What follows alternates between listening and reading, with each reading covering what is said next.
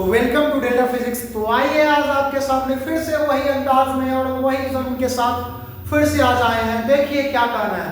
देखिए आपको बता दें हम कि क्लास 12 का एग्जाम करीब है और इसको देखते हुए हम इंपॉर्टेंट क्वेश्चन पूरे थे करवाएंगे। तो आज से मेरा इंपॉर्टेंट क्वेश्चन शुरू होता है। तो बात हुआ सर कि इंपॉर्टेंट क्वेश्चन जो करवाइए एग्जाम में आ सकता है। यस, आने का चांस पूरा है। इसे आप देख लीजिएगा, इंपॉर्टेंट क्वेश्चन है, अच्छे से देख लीजिएगा, ठीक ना? हाँ सर देख लेंगे। चलिए आइए। तो पहला क्वेश्चन अभी आपके सामने दिख रहा है डिस्प्ले पे, स्क्रीन पे।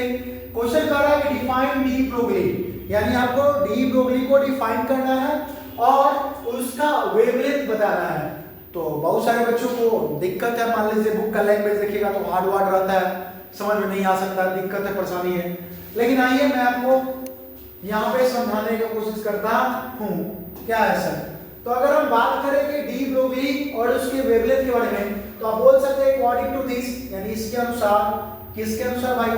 डी ब्रोगली के अनुसार एक मूविंग मटेरियल, यानी एक मूविंग मटेरियल पार्टिकल, यानी जब एक पार्टिकल मूव करेगा तो कुछ टाइम जो है वह करता है वेव की तरह, यानी जब पार्टिकल मूव करता है तो कुछ टाइम वेव की तरह बिहेव करता है और कुछ टाइम पार्टिकल की तरह बिहेव करता है। यानी जब कोई मटेरियल, जब कोई मूविंग पार्टिकल मूव करता है तो उस केस में वो वेव की तरह बिहेव करता है और पार्टिकल की तरह बिहेव करता है।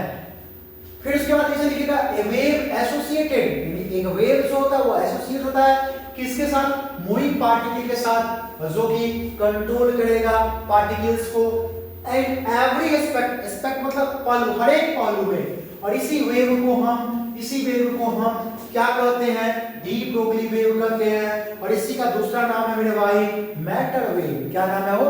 Matter wave. ठीक है सर। तो इसको इक्वेशन से लिखना होगा तो लेम्डा बराबर h/mv लिख सकते हैं, या इसी को हम लेम्डा बराबर h/p लिख सकते हैं। तो ये क्वेश्चन है जो कि एग्जाम में पूछ सकता है और इसका आंसर आप आसानी से देख सकते हैं। और सबसे बड़ी बात है यह लैंग्वेज बहुत इजी है, इसको आप आसानी से एग्जाम में याद करके या समझ के लिख सकते हैं। तो आइए हम नेक्स्ट क्वेश्चन की तरफ बढ़ते हैं।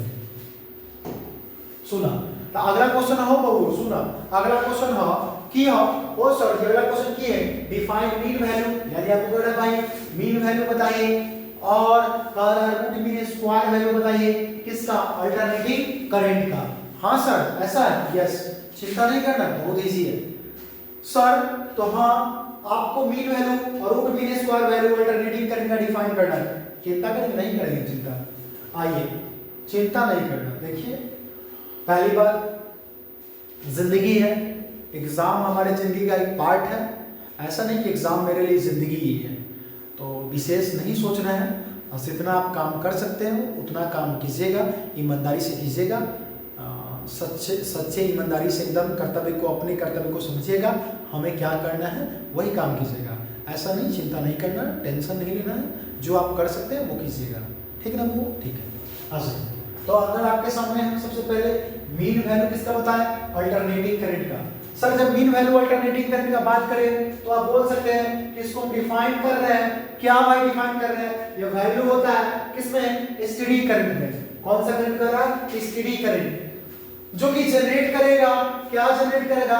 व्हिच वुड जनरेट, जो जनरेट करेगा सेम अमाउंट में चार्ज, जो जनरेट करेगा क्या? सेम अमाउंट में चार्ज का एज इट्स जनरेटेड बाय, किसके द्वारा जनरेट होगा? एसी के द्वारा। किस सर्किट में? सेम सर्किट में। किस टाइम पीरियड के लिए? हाफ टाइम पीरियड के लिए। इसी को हम mean value of alternating current कहते हैं। जब बात करें हम root mean square value of alternating current, जब बात करें हम root mean square value of alternating current, तो आप बोल सकते हैं कि रूट मीन स्क्वायर वैल्यू किसका भाई? अल्टरनेटिंग करंट का डिफाइन होता है क्या? स्क्वायर रूट किसका? Mean of the square of all current, यानी सभी करंट का ओवर कितना साइकिल में हो? 1 साइकिल पे। यानी देख बेटे भाई दो डिफिनेशन यहाँ पे आपके एग्जाम में पूछ देगा। तो अगर क्या क्या पूछ सकता है, एक पूछेगा मीन वैल्यू बताओ अल्टरनेटिंग करंट का और एक पूछेगा रूट मीन स्क्वायर वैल्यू बताओ अल्टरनेटिंग करंट का। तो दोनों डिफिनेशन आपके सामने है, इसको अच्छे से देख लीजिएगा और इसमें से एग्जाम में आने का चांस है। फिर बाद में नहीं बोलेगा कि सर हम नहीं देख पाए थे। तो देखो कल जो पछताएंगे उससे बेहतर कि आज देख लेंगे। अरे भाई पढ़ ले, एग्जाम करीब है। जब तुम नहीं पढ़ेगा तो फिर दिक्कत हो जाएगा, जब रिजल्ट आएगा तो उस टाइम समस्या होगा, फिर बहुत सारा परेशानी होगा। तो मान लो कि कल के डेट में देखो भाई, दुनिया में हर आदमी जो है वह सक्सेस के पीछे जाता है। अगर तुम सफल हो तो तुम्हारे पीछे दुनिया है, अगर तुम सफल न हो तो तुम्हारे पीछे कोई नहीं है। सफल रहो, सब तुम्हारे साथ है। ये दुनिया टोटली, ये दुनिया सब कुछ मोह माया से जुड़ा हुआ है। सबके पीछे स्वार्थ है मेरे भाई, सबके पीछे स्वार्थ है। इसलिए हम बोल रहे हैं ना, हमने देखा है कि अच्छे अच्छे आदमी को बदलते हुए, अच्छे अच्छे आदमी को बिछोड़ते हुए, तो हमने उस कष्ट को झेला है। इसीलिए हम आपको भी बता रहे हैं कि आप ईमानदारी से पढ़ लीजिए और समय के साथ अपने आप को अच्छे जगह पहुंचा लीजिए, काफ़ी अच्छा रहेगा। ठीक है, मिलते हैं हम लोग अगले वीडियो में अगले टॉपिक के साथ।